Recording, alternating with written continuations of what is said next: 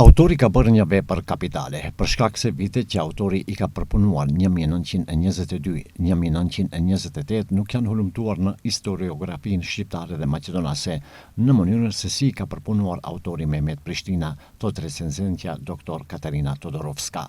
Sipas saj, ky libër sakt flet edhe për interesin e sotëm rus për Ballkanin dhe gjithçka që mund të del nga politika e sotme ruse drejt Ballkanit.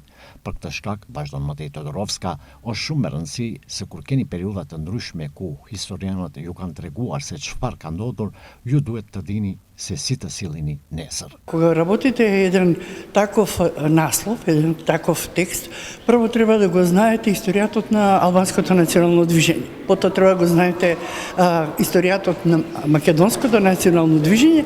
Kur punoni një tekst apo një titull të tillë, së pari duhet ta dini historinë e lëvizjes kombëtare shqiptare, por edhe historinë e lëvizjes kombëtare maqedonase. Ta dini historinë e diplomacisë sovjetike drejt lëvizjes shqiptare dhe maqedonase dhe në fund të jepni pointimin që e jep titulli, respektivisht raporti politikës sovjetike drejt lëvizjes kombëtare shqiptare dhe maqedonase për liri.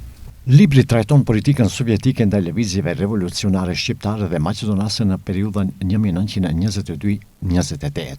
Ky kufizim kohor nuk është i rastishëm, pikërisht gjatë kësaj periudhe intensifikohen kontaktet ndërmjet përfaqësuesve të këtyre lëvizjeve dhe diplomacisë ilegale sovjetike. Si rezultat formohen organizata të tilla si Konare dhe BMRO e bashkuar së bashku me organet e tyre përkatëse të shtypit.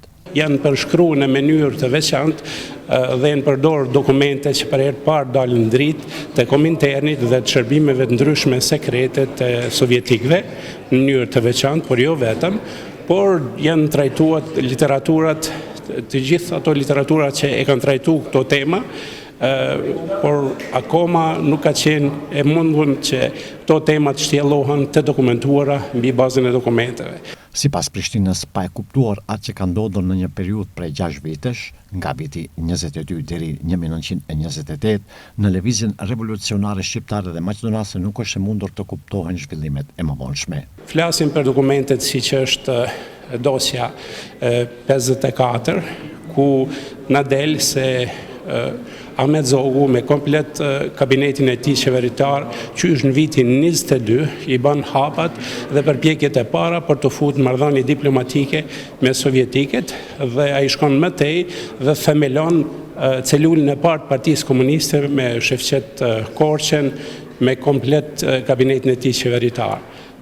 Protagonist janë, nëse flasim për palën shqiptare, Konstantin Boshnjaku, një ambasador i kohës, Hasan Prishtina, periudha e Fanolit, më vonë përpjekja e tij për të futur marrëdhënie diplomatike dhe konsullore me sovjetikët, e që sipas sekretarit përgjithshëm të Partisë Komuniste Ruse, Çiçerin, ai përmes kësaj tendence për të futur marrëdhënie diplomatike përjeton edhe një kataklizëm apo një vdekje politike. Nga vetë kompleksiteti i çështjeve të trajtuara del qartë se kemi të bëjmë me një fushë kërkimore që deri më tani ka qenë vetëm pjesërisht e eksploruar. Autori shpreh bindjen se kjo monografi do të kontribuojë në ndryshimin e disa prej dimensioneve më të ndërlikuara dhe të ngjeshme të historisë sonë.